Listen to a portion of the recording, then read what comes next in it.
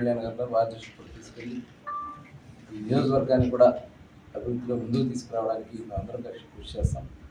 అలాగే 7 నియోజకవర్గాన్ని కూడా ఒక ఆదర్శవంతమైన నియోజకవర్గంగా డెవలప్ చేయాలనేది ఇవాళ విజన్ 2047 మేమందరం కూడా ఎలా జీడిపి పెంచాలి, gross domestic property, state domestic property ఎలా పెంచాలి, ఇక్కడ ఉన్నటువంటి అవకాశాలు వనరులు ఏంటి, అగ్రికల్చర్ సెక్టర్, ఇండస్ట్రీస్ సెక్టర్, అలాగే మనకి సర్వీస్ సెక్టర్. ఇక్కడ ఇండస్ట్రీస్కి కన్నా కూడా ఆక్వాకల్చర్ ఎక్కువ ఉంది. ఆక్వాకల్చర్లో గ్రోత్ని 15% తీసుకెళ్ళాలి, పర్ క్యాపిటల్ ఇన్కమ్. ఇలాంటి ఆలోచనలు చేసే నాయకుడు నారా చంద్రబాబు నాయుడు. మరి దానికోసమే అందరూ కూడా ఒక ప్రణాళికబద్ధంగా ప్రతి కాన్స్టిట్యున్సీకి ఇప్పుడు ఒక ప్లానింగ్ బోర్డు చేస్తూ ఉన్నారు. నియోజకవర్గ ఎమ్మెల్యే గారు దాని ప్లానింగ్ బోర్డు చైర్మన్గా ఉంటారు. జిల్లాకి జిల్లా ఇన్ఛార్జ్ మంత్రి ఉంటారు, ఎంపీ గారు వైస్ ప్రెసిడెంట్గా ఉంటారు. ఈ రకంగా ప్రతి కాన్స్టిట్యున్సీని కూడా ప్లానింగ్ బోర్డు లాగా తయారు చేసుకుని దశల వారీగా చేయాల్సినటువంటి మౌలిక వసతులు కల్పించడం, పూర్తి చేయడం, అక్కడ ఉన్నటువంటి వనరుల్ని అభివృద్ధి చేయడం, ఈ లక్ష్యంతోనే ఈ కార్యక్రమం చేస్తాం. అలాగే P4 ఏదైతే గౌరవ ముఖ్యమంత్రి గారు గతంలో పబ్లిక్ ప్రైవేట్ పార్ట్నర్షిప్తో కొన్ని ఇన్స్టిట్యూట్స్ని ఏర్పాటు చేయడం జరిగింది. ఇవాళ పీపుల్ కూడా కలిపి పేదరికం లేని సమాజ నిర్మాణం కోసం ముందుకెళ్తున్నాం. అది విజన్ 2047లో భాగంగా విజన్ 2029కి పేదరికం సమాజ నిర్మాణానికి బంగారు కుటుంబాలను ఐడెంటిఫై చేశాం. జిల్లాలో దాదాపు 80,000 చిల్లర బంగారు కుటుంబాలను ఐడెంటిఫై చేశాం. దానికి మార్గదర్శకులు కూడా కొంతమంది దాతలను కూడా అడాప్ట్ చేసుకోవడానికి కూడా ఐడెంటిఫై చేస్తాం. ఈ ప్రక్రియ అంతా 10 రోజుల్లో కంప్లీట్ చేశాం. ప్లానింగ్తో ముందుకు వెళ్ళిపోతున్నాం. అది అందులో భాగంగా ప్రతి ఒక్కరు కూడా సహకరిస్తూ ప్రభుత్వానికి అండగా ఉండాలని కోరుతాం.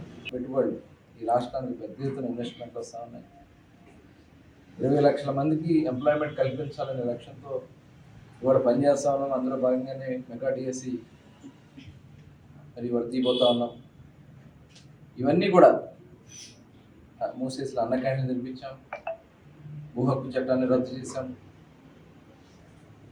పథకాలన్నీ కూడా ప్రజలకు అందిస్తూ చక్కటి పరిపాలనతో ఇవాళ ఉచిత శాండ్ ఇచ్చి కన్స్ట్రక్షన్ యాక్టివిటీ 5 ఏళ్ళు ఇసుకలో దోపిడీ చేసి ఇవాళ లిక్కర్లో కూడా చూసాం. లిక్కర్లో కూడా అసలు విచ్చలవిడిగా ఆ స్కామ్ మొత్తం కూడా బయటకు వస్తుంది. మొత్తం ఈ ప్రపంచంలో జరిగిన పెద్ద స్కామ్, అతిపెద్ద scam liquor scam, Andhra liquor scam.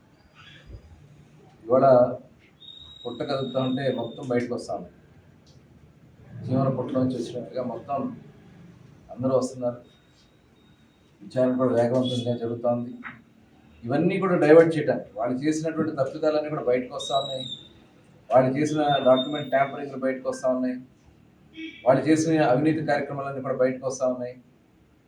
ప్రజల యొక్క ఆలోచనని మార్చడం కోసం ఇవాళ ప్రభుత్వం చేస్తున్నటువంటి మంచి పనులన్నీ కూడా ప్రజలు మెచ్చుకుంటా ఉంటే ఇవన్నీ డైవర్ట్ చేయడం కోసం వాళ్ళు చేసినటువంటి కుట్రలు చూస్తాం. కులాలని, మతాలని మనం చూసాం.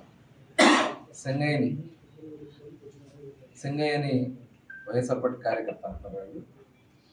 ఆయన కారు ముందు జగన్నాథ రథచక్రాల ముందే నలిగిపోతే ఆయన ఏం మాట్లాడతాడు? మా కారుకి సంబంధం లేదన్న. మళ్ళీ ఆడ భార్యను పిలిపించి అమ్మాయి కదా నష్టపరిహారం ఇస్తాం. అంటే ఒకసారి మనం అందరూ కూడా ఆలోచించాలి, ప్రజలు కూడా ఆలోచించాలి. వాళ్ళ యొక్క ఆలోచన విధానాన్ని ఒకసారి మనం అందరూ కూడా ఆలోచించాలి. మొన్న పాస్టర్ ప్రవీణ్ చనిపోతే ఆ పాస్టర్ ప్రవీణ్ చనిపోయిన దాన్ని ఒక మతానికి అంటగట్టాలని చెప్పి అక్కడ యాక్షన్లో చనిపోతే దాన్ని ఒక రాజకీయం చేయాలని ప్రయత్నం చేయడం అంటే రెచ్చగొట్టే కార్యక్రమాలు. మొన్న చూసాం పల్నాడు జిల్లాకి రప్ప ఏంది రప్ప రాజకీయాలు అనుకుంటున్నారా లేకపోతే ప్రజాస్వామ్య దేశం అనుకుంటున్నారా? ఇవన్నీ చల్లవు. అందుకే మీరు బుద్ధి చెప్పినా ఇంకా బుద్ధి రావట్లే. ఇక్కడ ఒక్కొక్కడు దొంగలు బియ్యం దొంగ మాట్లాడతాడు. 8,000 క్వింటాల బస్తాలు కొట్టేసినటువంటి బియ్యం దొంగ పేరుని జిల్లాని సర్వనాశనం చేసినటువంటి ఆనాడు మంత్రులుగా పనిచేసినటువంటి కొడాల నాని కానీ, పేంది నాని కానీ, జోగి రమేష్ కానీ, అక్కడ వంశీ కానీ, ఇవాళ వీళ్ళు అవినీతి భాగంలోనే బయటకు వచ్చి జిల్లాని నాశనం చేసి, ఇవాళ మేము ధైర్యంగా చెప్తా ఉన్నాం, జిల్లాలో 7 ఎమ్మెల్యేలు అందరూ కూడా కలిసి ఎలా అభివృద్ధి చేయాలనే కాంక్షతో మేము ముందుకెళ్తున్నాం. ఇవాళ ఇక్కడ బుద్ధప్రసాద్ గారు కూడా ఇవాళ గ్రామాల్లో మౌలిక వసతులు కల్పించడం కోసం ఇప్పుడు గ్రామానికి కూడా వెళ్ళాం. ఏదైతే సుపరిపాలన తొలగిలో అవినగడ్ కాన్స్టిట్యూన్సీలోకి ఈరోజు సొల్లగంది గ్రామానికి వెళ్ళడం, అవన్నీ కూడా నోట్ చేసుకున్నాం. ఎలా P4 చేయాలి, P4లో అక్కడ ఉన్నటువంటి పేదరికంలో ఉన్నటువంటి కుటుంబాలను ఎలా పైకి తీసుకురావాలి. నిజంగా ఎవరిని అడిగినా అక్కడ చెప్తా ఉన్నారు, మా ఇంట్లో మాకు మంచిగారు భరోసా వచ్చిందండి, మా పిల్లలకి 15,000 రూపాయలు పడినాయండి, గ్యాస్ బండ్లు వచ్చినాయండి. ప్రతి ఇంట్లో కూడా ఇదే చెప్తా ఉన్నారు. ఇవాళ చాలా ప్రజలు ఆనందంగా ఉన్నారు. మౌలిక వసతులు కల్పించడానికి కూడా మేము ప్రణాళికాబద్ధంగా రాబోయే 4 సంవత్సరాల్లో ఇక్కడ తీర ప్రాంతాల్లో కొన్ని ఇబ్బందులు ఉన్నాయి. డెఫినెట్గా బుద్ధప్రసాద్ గారు అలాగే మేము నారాయణ గారు కూడా ఉన్నారు, అందరం కలిసి ముఖ్యమంత్రి గారి దృష్టి తీసుకెళ్ళి రోడ్ల విషయంలో కానీ, ట్రైన్ల విషయంలో కానీ, కొన్ని మంచి సమస్యలు కూడా ఉన్నాయి. తెలుగులో న్యూస్ కి ఫాస్టెస్ట్ యాప్ ఇప్పుడు టోటలీ న్యూ అవతార్లో జస్ట్ 5 seconds లో కంప్లీట్ న్యూస్. సోషల్ మీడియాలో ట్రెండ్స్ కి one stop solution. Live TV app voice search option తో ఇప్పుడే డౌన్లోడ్ చేయండి లేదా అప్డేట్ అయిపోండి. యాప్ లింక్ డిస్క్రిప్షన్ లో ఉంది.